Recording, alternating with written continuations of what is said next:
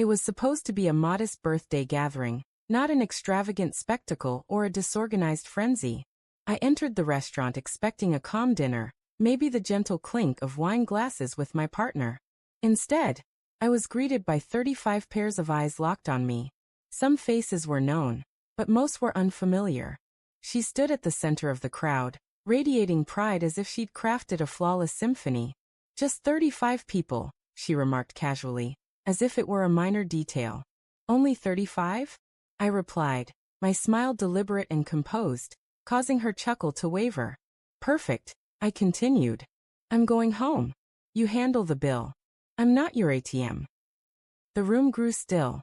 Her face paled.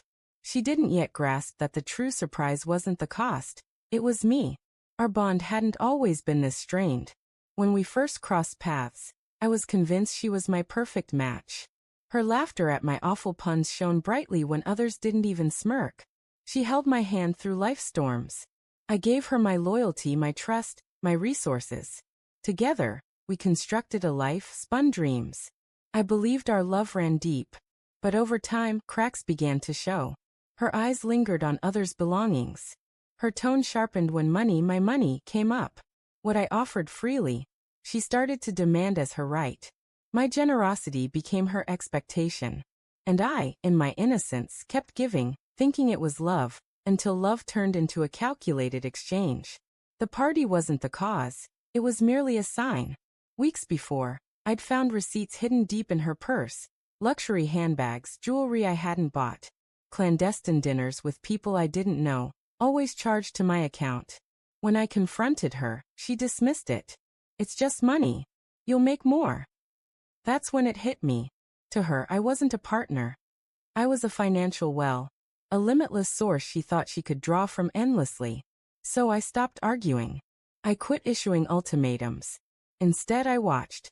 I tracked every bank transaction, saved every statement, followed every hidden purchase, until I had a tower of evidence revealing her greed. Revenge doesn't stem from rage. Rage is impulsive. Revenge is precise, patient. I met with my lawyer quietly, systematically. We reorganized every asset under my name, the house, the car, the accounts. I moved funds to protected trusts she didn't know existed. I let her keep spending, let her think I was unaware. Meanwhile, I collected proof. Photos, bank records, audio clips. I even discovered her texts, messages to friends bragging about how she could make me pay for anything, how she'd bleed me dry if things went south. Each boast in those texts hammered another nail into her downfall. So on my birthday, I played the part she expected. I walked into the restaurant, saw the 35 uninvited guests she'd gathered, and I smiled. When I told her I was leaving her to pay the tab, her eyes widened in alarm. She clutched my arm, whispering, "Don't embarrass me like this." But embarrassment was mild compared to what I'd planned. I walked away calmly, quietly, as she stammered to reassure the waiter her husband would come back. He didn't. The call started within an hour.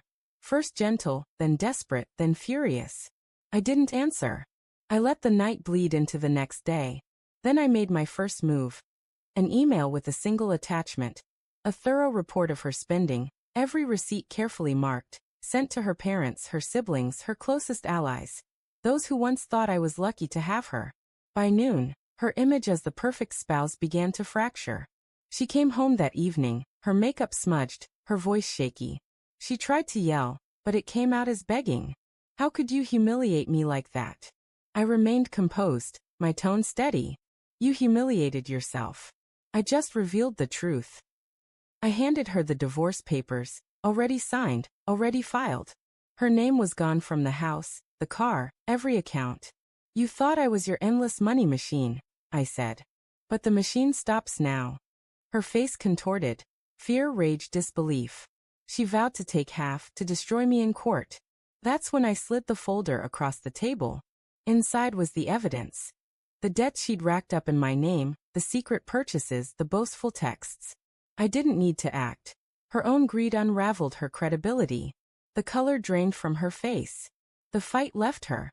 She sat in silence, defeated, realizing the game was over. I walked away that night, not in anger, not in grief, but in freedom. She'd once said, "It's just money." But it was never just money. It was respect, trust, the currency of loyalty she'd twisted into something counterfeit until nothing was genuine. Now the world saw her for who she was, and I reclaimed who I am. On my birthday, she thought she'd make me foot the bill. Instead, I ensured she paid her own price. As I left the wreckage of what we once had, I felt no regret. Only clarity, only quiet, only victory.